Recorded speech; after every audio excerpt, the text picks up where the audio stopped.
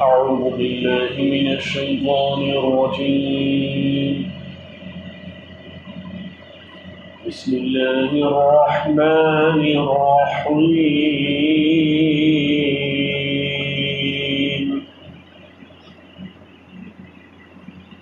ولقد جاءكم موسى بالبينات ثم اتخذتم العجل من بعده وأنتم ظالمون.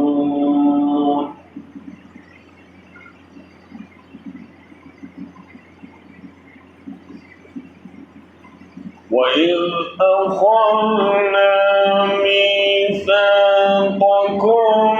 ورفعنا فوقكم الطور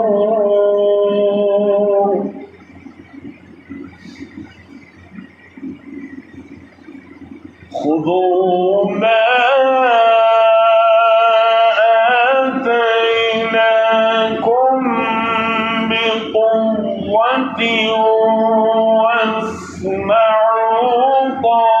قالوا سمعنا وعصينا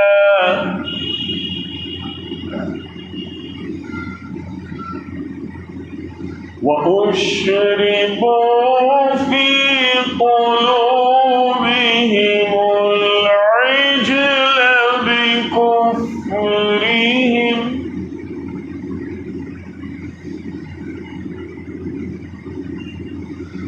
قل بئس ما يأمركم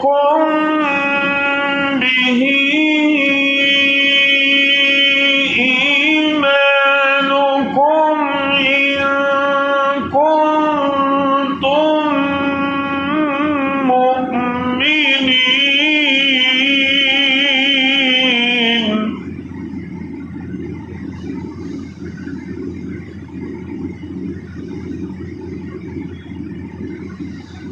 قل إن كانت لكم الدار الآخرة عند الله خالصة من دون الناس فتمنوا الموت إن كنتم صادقين.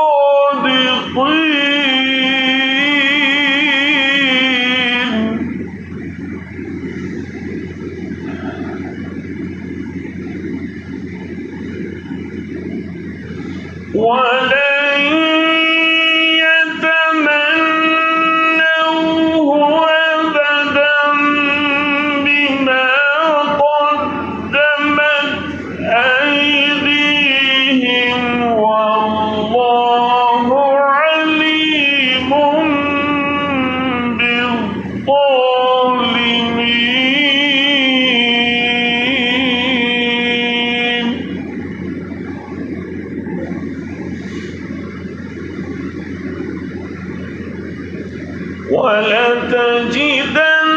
ولتجدنهم أحرص الناس على حياة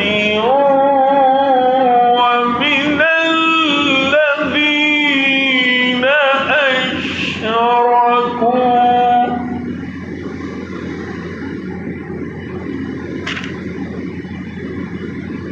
يود أحدهم لو يعمر 1000 سنة وما هو بمزحزحه من العذاب أن يعمر والله بصير بما يعملون.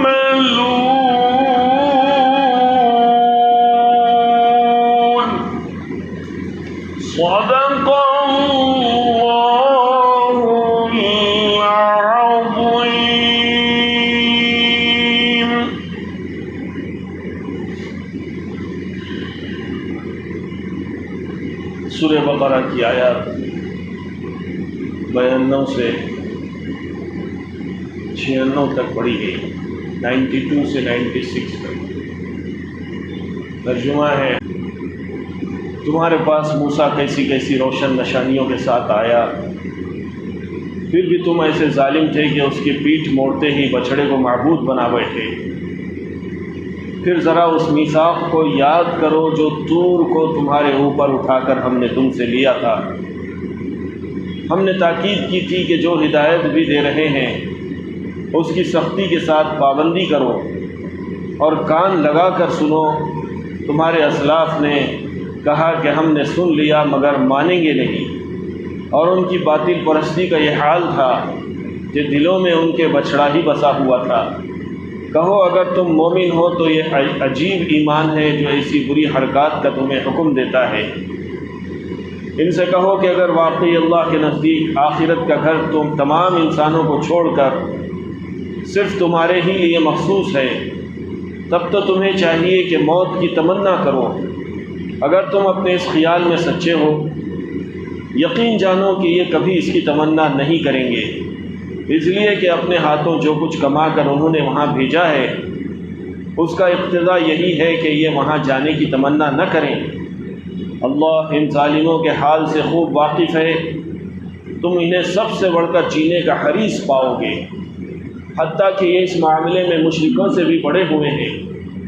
ان میں سے ایک ایک شخص یہ چاہتا ہے کہ کسی طرح 1000 برس جیے، حالانکہ لمبی عمر بہرحال اسے عذاب سے تو دور نہیں پھینک سکتی۔ جیسے کچھ اعمال یہ کر رہے ہیں، اللہ تو انہیں دیکھ رہا ہے۔